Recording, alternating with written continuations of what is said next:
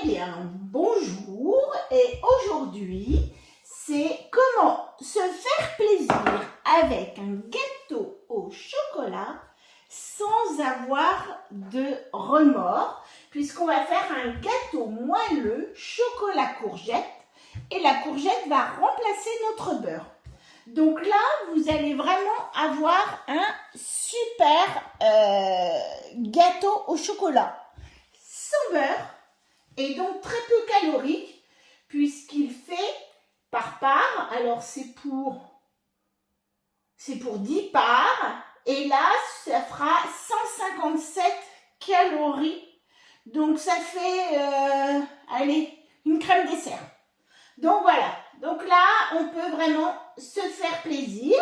Donc pour ce dessert, il va nous falloir 3 œufs, 150 g de chocolat, 40 g de farine, 75 g de sucre, un peu de vanille et de la courgette, 150 g il me semble.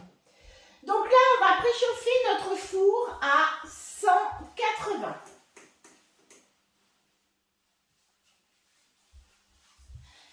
Et on va mettre dans notre bol, on va mettre, on vient à 0, nos 150 g de chocolat.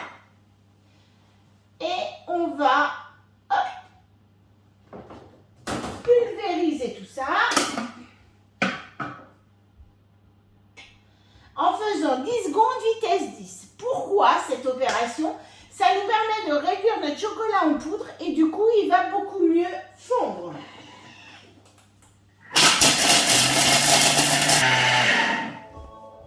Et voilà. Donc, notre chocolat a été pulvérisé. Et donc, voilà, c'est aussi un moyen de faire son chocolat en poudre pour le petit déjeuner.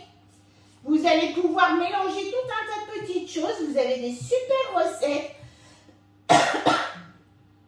Vous avez des super recettes pour faire votre chocolat pour mettre dans le lait. Donc je tape sur le bord de mon bol pour enlever de ma spatule parce que mon bol n'est pas remis sur mon Thermomix puisque je ne tape pas sur mon bol quand il est sur mon Thermomix. Donc là, je vais remettre mon couvercle avec mon gobelet doseur et je vais pouvoir mettre 3 minutes, 50 degrés, vitesse 1. Donc 50 degrés, c'est la température du chocolat et on va faire fondre notre chocolat. Et voilà, donc là, notre chocolat a bien fondu. Et on va pouvoir, comme sur Cookie Dough, toujours, casser nos 3 œufs et on va réserver dans un petit plat nos blancs. Donc on va séparer, on va juste mettre les jaunes.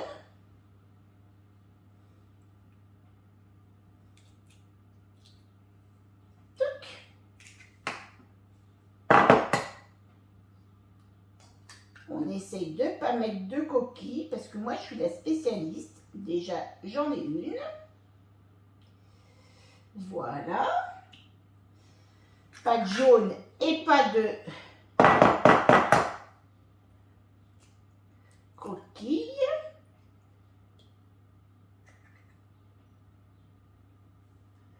Voilà. Hop, je mets tout de suite parce que là j'allais mettre du jaune. Voilà. Donc, j'ai mis les jaunes à l'intérieur. Et là, je vais mettre 75 g de sucre. Alors, moi, j'ai mis un tout petit peu moins. Voilà. Après, on gère le sucre comme on veut. Et là, on va tout mélanger 20 secondes à la vitesse 4.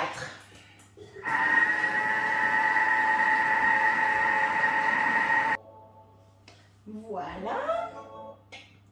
On va rajouter nos 150 g de courgettes. On va rajouter notre farine de blé.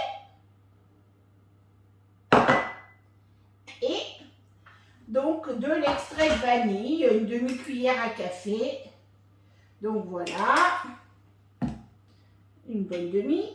Et on va insérer le couvercle et le gobelet doseur pour mélanger encore une fois à la vitesse 4. Donc là, on va mixer avec nos courgettes. Voilà, suivant. On n'a qu'à suivre hein, sur Cookie Dough, c'est l'avantage, c'est que l'on a qu'à suivre. Donc voilà, on a, je remets bien tout vers le fond, puisque j'ai un petit peu de farine qui est arrivée sur les côtés. Et là, je vais de nouveau insérer mon couvercle et mon gobelet doseur. Et là, je vais aller à la vitesse 5 pendant 20 secondes. Parce que là, je ne sais pas si vous aviez vu, mais il reste encore un petit peu des petits morceaux de courgettes. Donc là, on va réellement les pulvériser.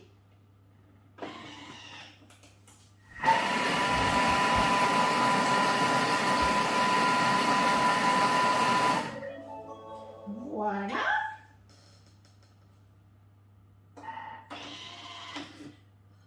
Et voilà, donc là, on a quand même quelque chose d'assez lisse.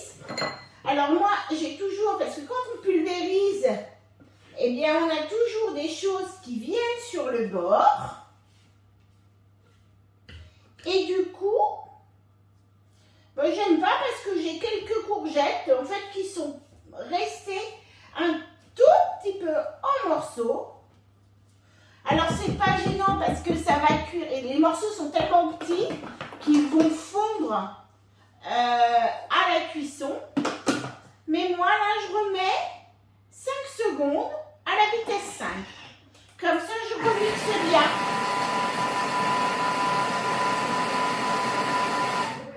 Voilà. Je ne sais pas si vous avez vu, donc j'ai fait une marche arrière et j'ai été remettre 5 secondes vitesse 5. Voilà. Comme ça, j'ai moins de morceaux qui sont restés. J'en ai toujours un petit peu, mais comme je vous dis, la courgette va fondre dans la cuisson, mais vous ne la retrouvez pas du tout, du tout, du tout, du tout. Donc là, on va transvaser dans un récipient, je vais le faire ensuite. Là, on nettoie son bol. Ensuite, bon, quand on a un deuxième bol, on prend le deuxième bol, très pratique. Et n'hésitez pas, en ce moment, si vous êtes hôtesse, vous avez la possibilité d'avoir 50% ou même de vous faire offrir votre bol. Donc, n'hésitez pas à me contacter et puis je vous donnerai bien toutes les informations. Là, j'ai une petite coquille. Bon, c'est pas grave. Donc là, j'ai inséré mon fouet. Alors, en fait, je ne l'insère pas, en fait. Je l'enlève, je mets mes 3 blancs. Et là, je m'en vais. Moi, ça, c'est toujours...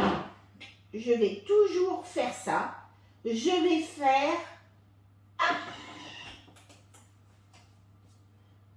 Deux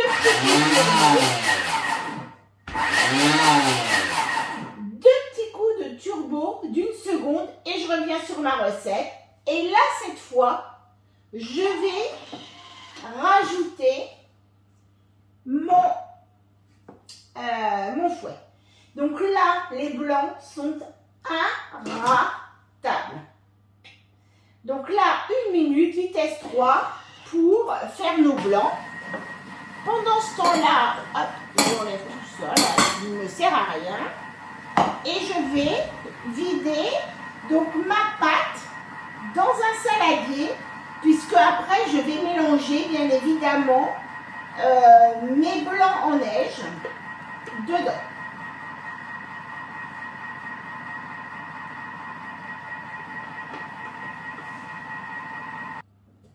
Et voilà, juste le temps de débarrasser mon bol.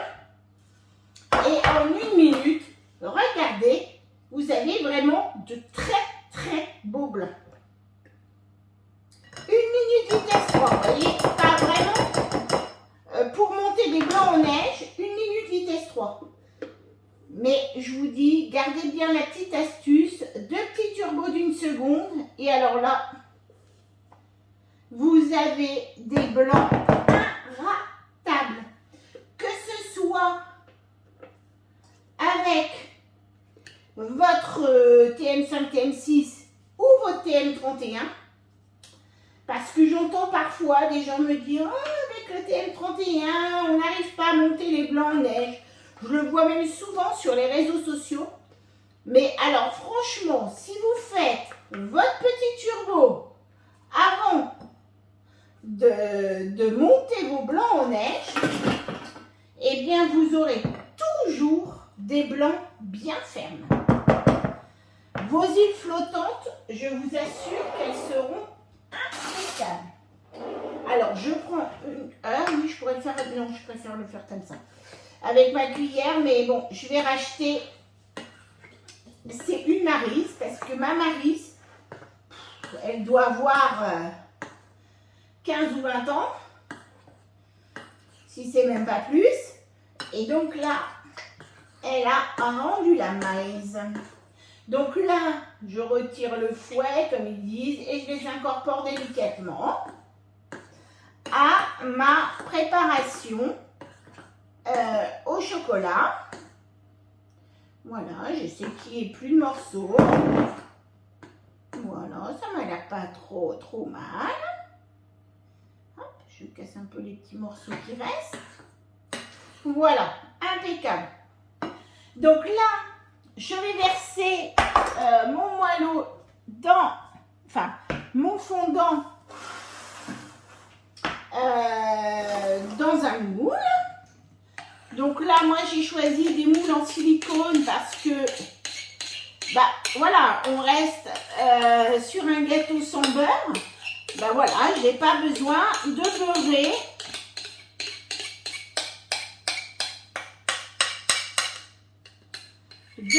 Mon gâteau. Donc là, il sera, mon moule est un petit peu grand, donc il ne sera pas très épais, puisque ben, c'est un moelleux au chocolat, donc il n'y a pas de, vous n'avez pas de, comment, de levure à l'intérieur, donc il ne sera pas épais, il ne va pas monter énormément. Je vais reprendre ma spatule pour vraiment faire ma Maryse. Voilà. Donc la spatule du TM6 top, elle remplace la Maryse. Voilà. Donc là, ça part pour 38 minutes au four. À tout à l'heure pour le résultat.